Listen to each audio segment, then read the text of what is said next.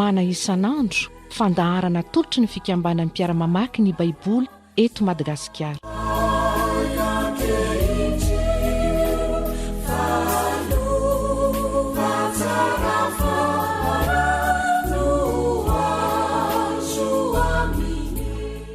Mbola amin'ny fifaliana ry havana no iarabanantsika tratry ny fotoana iarahantsika mandinika ny tenin'Andriamanitra indray, ary dia misaotra anao vonina hiaraka mandinika ny tenin'Andriamanitra isika. Tombontsoa lehibe ho antsika ny afaka mandinika boky ray manontolo tahaka izay ataontsika amin'ny bokin'ny Hebreo, ary angambana atsiaro ianao fa misy hery mpanahy vaovao omeny tompo antsika hatrany amin'ny fandinihana zany tenin'izany. Ary noho izany raha andinika indray anio ny Hebreo 12:1-21 sika dia tsara mbola hisaotra an'Andriamanitra aloha hivavaka sika. Andriamanitra ray malalana io, misaotra anao zahay noho ny fitiavanao indray, anomezanao nay fotoana azo anay miaraka mamaky ny teninao indray sy miara-mandinika izany, miaraka manovo hery mpanahy vaovao, fahalalana vaovao, fantatrao ny ady mpiainana misy anay tsirairay avy. Nefa misaotra anao zahay fa mampahery anay ny teninao, fanazavana ny lalanay ny teninao. Mangataka ary zahay anio indray ampianaro zahay ry Tompo fa vonina hianatra aminao. Amin'ny anaranao Jesosy no nanaovanay izany vavaka izany. Amen. Hebreo 12:1 hatramin'ny 12:20. Vakintsika amin'ny anaran'ny Tompo izany. Fananarana ampahatanjaka ny sainy malemy finoana sy ampaharitra azy.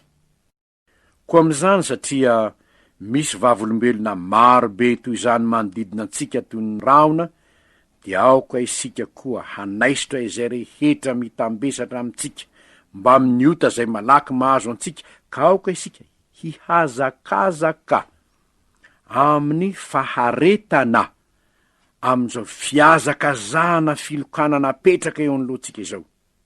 Mijery an'i Jesosy tompon'ny finoantsika sy mpanefa azy, zay naharitra ny azo fijaliana fa tsy nitandro enatra mba hahazony ny fifaliana napetraka teo anoloany, ka dia efa mipetraka eo amin'ny ankavanany seza fendrihan'Andriamanitra izy. Fa hevery tsara ilay naharitra ny fanoherana nataony mpanota taminy, fa ndrao ho ketraka ianareo ka ho reraka ny fanahinareo. Ianareo tsy mbola nanohitra ny ady tamin'ny ota hatramin'ny fahafatesana fahalatsahan-dra, ary hadininareo ny fananarana izay milaza aminareo toy ny amin'ny zanaka hoe anaka azaka tao zavatra kely ny famaizana taon'i Jehova, ary aza reraka raha resy lahatry ny anatra taony ianao. Fa izay tiany Jehova no faizany, ary izay zanaka rehetra raisiny no kapohiny. Famaizana no antony aretanareo. Andriamanitra mitondra anareo tahaka ny zanaka. Fa aiza moa izay zanaka tsy faizandrainy? Fa raha tsy faizana tahaka ny azy rehetra ianareo, dia zazasary fa tsy zanaka. Ary koa isika dia nanana ny rainy ny nofontsika, mpanafaiantsika ka efa nanaja azy. Tsy mainka fa nianaka etsika ny rainy fanahy ka ho velona isika. Fa ireny dia nanao izay ahafaiantsika tamin'ny andro vitsy arak'izay sitrapony, fa izy kosa dia ny aso mba handraisantsika ny fahamasinany. Fa ny famaizana rehetra dia tsy mba tao mahafaly andro anaovana, fa mampahory, fa rehefa afaka izany dia vao mitondra ny vokatry ny fahamarinana hiadanana ho an'izay nanaovana azy izy. Ray masino manamasinana eo amin'ny fahamarinana, fa ny teninao ny fahamarinana.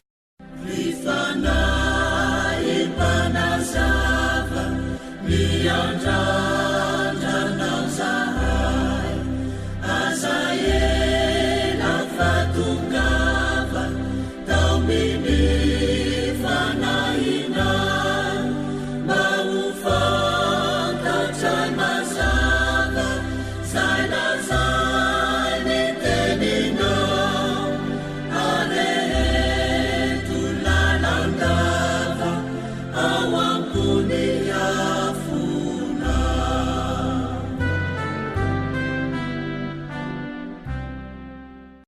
ho jerentsika indray ary zay fahamarinana vitsivitsindray tsoantsika araka ny mahazatra antsika avy am'izao tenin'Andriamanitra izao. Fahamarina voalohany de ny hoe mpiazakazaka hanatratra ny loka ny fiainan'ny mino. Mpiazakazaka hanatratra ny loka ny fiainan'ny mino. Izany no ambarany eto. Ambarany andininy voalohany sy faharoa hoe manana vavolombelona maro be isika. Ireo le olon'ny finoana rehetra zay nilazaitsika dinitsika tamin'ny toko faha 1:12. Reo olon'ny finoana rehetra ireo dia lazainy hoe vavolombelona maro be manodidina atsika ireo. Vavolombelon'ny fahamarinana ny fandianana amin'ny finoana sy ny vokatra zany fandianana amin'ny finoana izany. Ary reo izy dia mpiazakazaka nanatratra ny loka ireo. Mpiazakazaka hoe mpanao korsa anie zany. Ianareo mbe fa nahitan'ireny olona mpanao korsa eny amin'ny stady reny. Misy asana misy lalana firy, asana misy pista 8 na 10 am'le fiazakazahany iny. Inona ny zavatra hitanao tamin'ireo mpiazakazaka ireo? Inona ny zavatra hitanao? Maiva kely ny fitafiny, akanjo maivana de maivana zay maivana indrindra, na ny kiraro koa aza de zay kiraro maivana araka zay azo atao nefa afaka mifikitra eny an-dalana. Ary inona ny zavatra mitranga? Rehefa mipoka le basy hoe lasty zao, tsy mierikeerika tsony, fa aiza iriny fetra. Ry havana, zany no nanoaran'ny mpanoratra ny Hebreo ny fiainan'ny mino. Aoka isika hoy izy hiazakazaka amin'ny faharetana am'izao fiazakazahana filokanana apetraka eo an'lohantsika izao. Inona kay ny loka? Fiainana mandrakizay ery anoloany ery, tafita ery amin'ny tanjony ery, zay enie ny loke. Tsy ny menjery eny an-dalana, tsy ny midaboka eny an-dalana, tsy zany ny loka, fa zay tonga ery amin'ny faritra ery. Ry havana, mampirisika atsika ary ny tenin'Andriamanitra hoe aoka iaina tahaka ny mpiazakazaka. Ary zany nisy in'le ira hoe mareta ry mpiazakazaka o. Miazakazaka ianao, miazakazaka maninona? Hanatratra ny loka mandrakizay. Ho tafita ny fiainana mandrakizay any ambadika zao fiainana zao. Ho tafita anytsika, zany ny tarigetra. Ny olona sasany ny zavatra rangarangany eto am'izao tontolo zao de ny hoe hanakareny ianao, hoe azo vola be ianao, hoe ahita vady ianao, hoe takan'izao ianao, hoe tsy zany ny tanjona tompoko, tsy zany ny tanjona eto, tsia. Fa aiza ny tanjona? Lay maharitra mandrakizay ny tanjona. Zany no izy ry mpiazakazaka. Raha ianao moa zao miazakazaka ka eo am'lay piste eny amin'ny stady iny ianao, ko miantsony ery de mitodika any ianao, menjerany ianao e. De ilozan'ny olona any ianao e, tsy azo lokany ianao e. Fa izao no izy mpiazakazaka eo tany mpiazakazahany ianao. Mitorohevitra, esory zay mavesatra. Esory zay mavesatra. Inona ho izy? Ny ota malaky mahazo anao. Esory aingany zany. Aza mitaredretra am'izany tsony hoe aoka isika hanaisitra zay rehetra mitambesatra amitsika mba amin'ny ota zay malaky mahazo atsika. De anao ve de mbola areborebo ny fimamona ndray, fitsangatsangana ndray, ny lainga ndray, ny fisotrontoka ndray sy ny fanao zao tontolo zao. Esory zany. Ny fanompoatsampy ialao zany, ampy zay ny andro lasa, efa ny mpiazakazahany ianao. Aoka maivana ny fiainanao. Aza ve tambesara n'izao tontolo zao ny fiainanao. Miazakazaka ho aiza handova fiainana mandrakizay. Ary ho izy hoe amin'ny torohevitra omeny amin'ny andininy faharoa, mijery an' Jesosy tompony finoantsika sy mpanefa azy. Mijery an' Jesosy. Raha misy mitady hanorohevitra anao, Jesosy anontaniana, ahoana ny hevitra ao Jesosy ny am'izany? Raha misy mitady hitarika anao makary, ahoana ny hevitra ao Jesosy ny am'izany? Izany eneny hoe faniliny tongo sy fanazavana ny lalako ny teninao hoe Jesosy ihany, ny baiko ny Kristy ihany, izy raha teo ny mpanjaka atsika.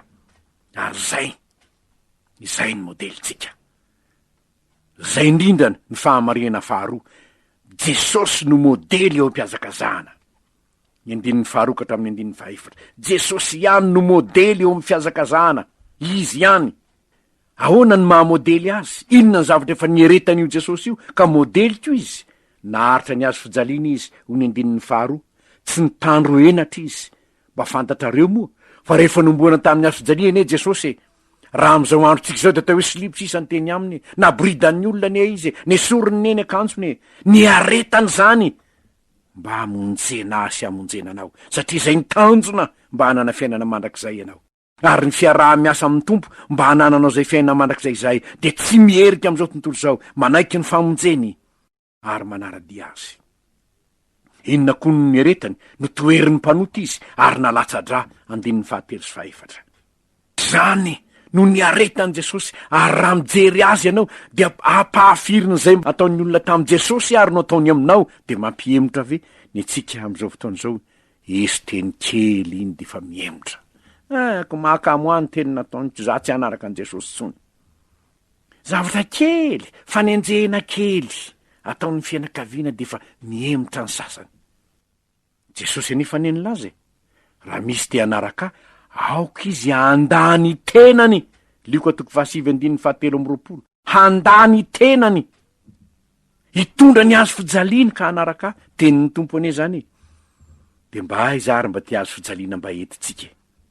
Nisy olona anankiray ry havana ny laza tamiko ianao io ve pasteur mba manana azo fijaliana? Hoy za hoe raha mitondry ny entako ianao tsy zakanao. Tsy zakanao any entako, tsy zakanao. Za koa nefa tsy ahazaka ny entinao angamba. Satria araky ny fandinitsika omaly, samy manana ny lalam-piainana ny soratany tompo ny tsirairay ene isika. Ka ny lalam-piainana ny soratany ho ahy tsy ny soratany ho anao, fa ny lalam-piainana ny soratany ho anao tsy ny soratany ho ahy.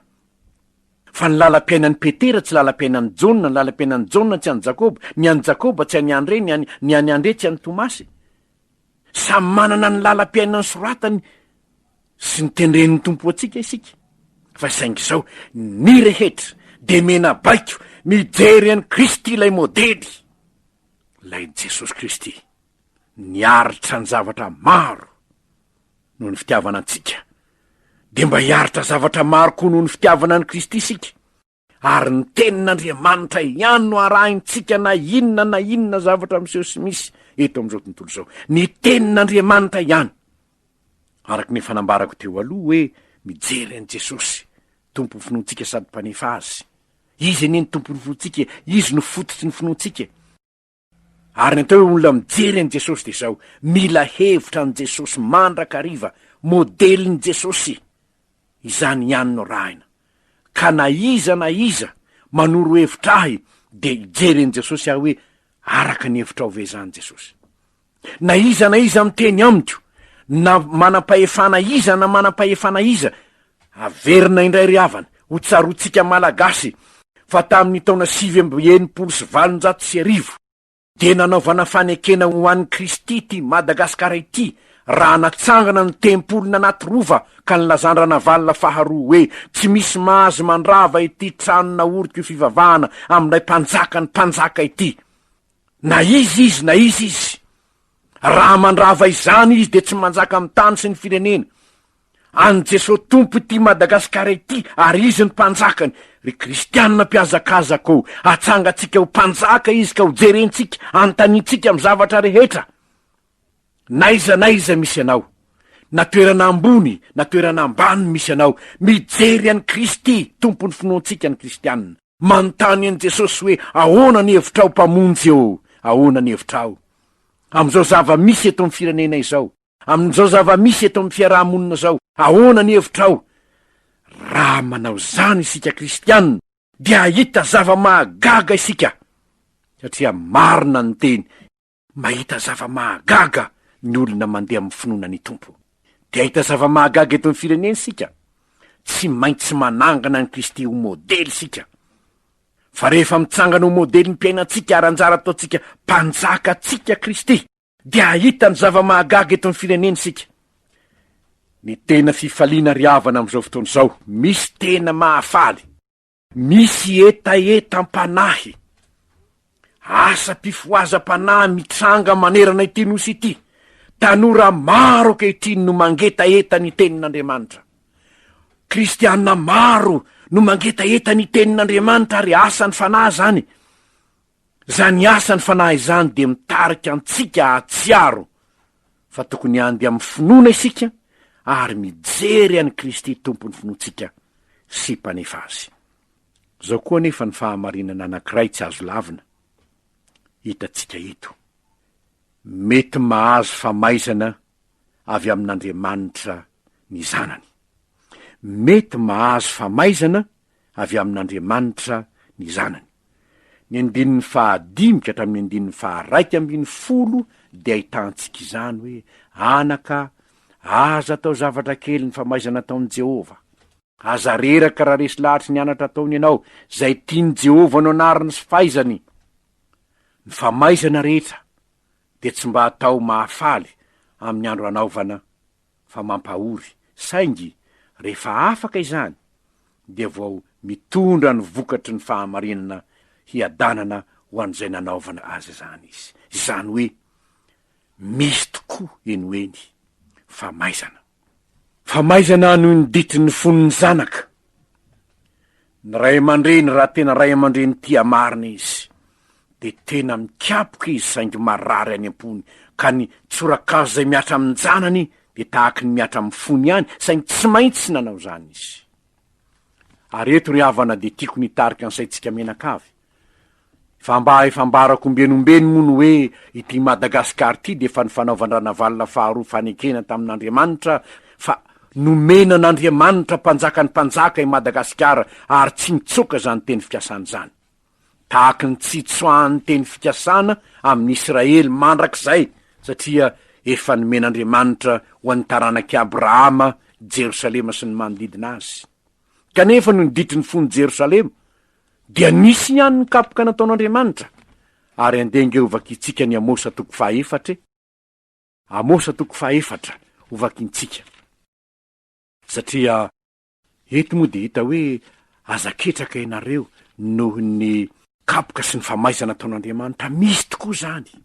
Ary eto de mampieritreritra ahy ny namaky an'ity Amosa 4:4 ity, satria ireo famaizana rehetra nataon'Andriamanitra tamin'ny Israely tamin'ny andron'ny Amosa mpaminany, zany hoe tokony ho tany amin'ny taona 570 talohan'i Jesosy Kristy tompo, efa nomena teny fikasana ireo. Nefa dia nisy famaizana tsy maintsy nataon'Andriamanitra taminy, ary marina mahagaga de zao tena azo heverina hoe araky ny fisehony tato amin'ny Amosa mihitsy no fisehony teto amin'ny firenena, ka anjarantsika tsirairay avy no mandinika na marina ny fanamariako na tsy.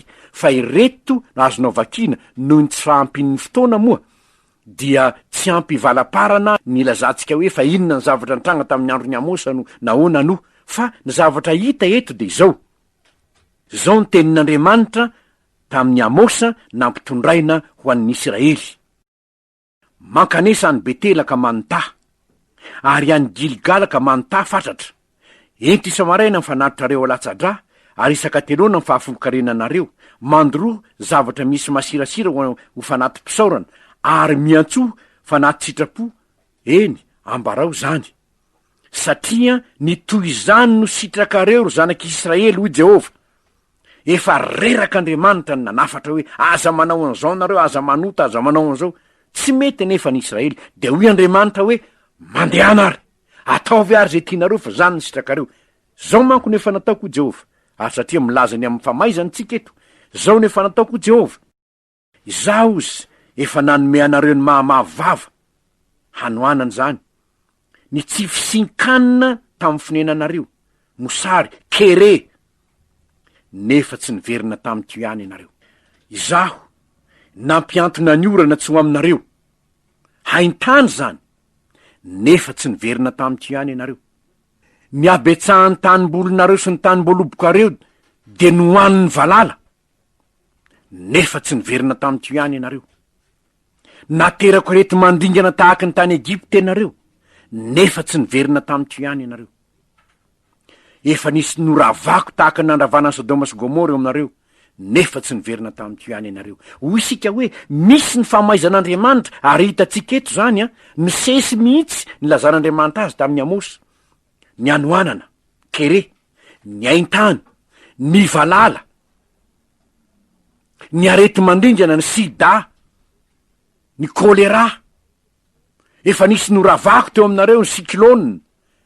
Reny rehetrareny dia ampiverenana anareo amiko, nefa tsy niverina tamiko ihany ianareo Jehova, fa maizana io. Aza atao zavatra kely ny famaizan'i Jehova, ho nivakitsika tamin'ny Hebreo teo. Ny zanaka tiana manko no anarana sy faizina, ary zany nahatonga ny mpanao salamo anao hoe so ihany aho na paorina hitandremako ny teninao. Salamo 7:1 ary ny 4:7 sambatra zay olona anarinao Jehova o. Mahafatahotra nefa reny tsorakazo reny ho Davida, fa ny tsorakazonao no mahafatahotra ahy.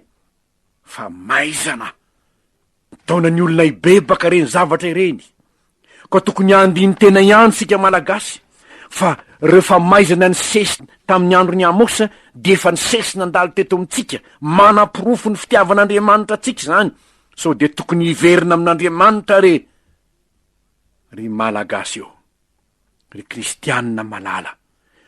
Tonga ny fotoana tokony antsotsika hoe hiverina amin'Andriamanitra isika mba ho sitraniny tany. Zao koa nefa hitatsika omaly, fa tsy de hoe fa maizana daholo ny fahoriana zay miatra aminao.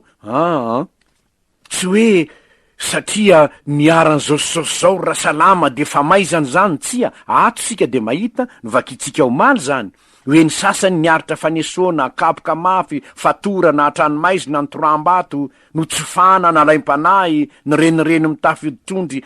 Zany akory tsy hoe olona no kapohinareo satria naditra, tsia. Fizantoetra ny finoana reo. Noho izany raha misy zavatra mitrango amin'ny fiainanao de zao ny tsy maintsy jereo: kapoky dada vety mba hiverina aminy aho, sa kosa fizantoetra ny finoako ahitany na hijoro amin'ny fanarahana azy anatsy. Reo ndray ary ny tenin'Andriamanitra ampianarana antsika androany ry havana. Mpiazakazaky sike, aza mierikerika Jesosy ihany jerena, izy antanina, ny tanjona ve ny fiainana mandrakizay ny tanjona. Raha misy zavatra mitrango amin'ny fiainanao andavanandro, fa maizana sa fizantoetra, raha fa maizana miverena amin'Andriamanitra ankany amin'iza mo isika. Fa raha fizantoetra kosa mahereza, fa sambatra izay olona maharitra fakapana rehefa voazahatoetra izy dia andray ny satim-poninahitra ny fiainana. Hebreo 12:1 ka hatramin'ny 2:20. Ho an'Andriamanitra ny voninahitra. Ivavaka isika. Atolotra anao raha eo ny dera sy ny Lazary ny voninahitra ny amin'izany fampianarana ny menao anay indray izany. Misaotra anao zahay, fa na de mpiazakazaka azy zahay ety, manana ny Kristy lohalalanay zay ho jerenay amin'ny lafim-piainana rehetra. Ampio zahay mba hay mibanjina azy, ka tsy ho kivonao ketraka na de hiaran'ny zavatsarotra tahaka izay nolalovany azy ny fiainanay. Raha misy kosa nefa eny tsorakazonao no niditry ny fonay tsy mibebaka, Andriamanitra o, ataovy mahatsiaro tena hiverina aminao zahay, fa esory aminay ny fo vato, mba tsy hanana fo vato tahaka ny fon'ny zanak'Israely tamin'ny andro ny Amosy zahay, ka na voatery anao andefa kapoka maharary. Mangataka zahay ry Tompo o, ataovy mahay mamantatra ny sitraponao zahay, ary iaina amin'izany sitraponao zany. Amin'ny anaranao nanaovanay zany vavaka izany. Amen.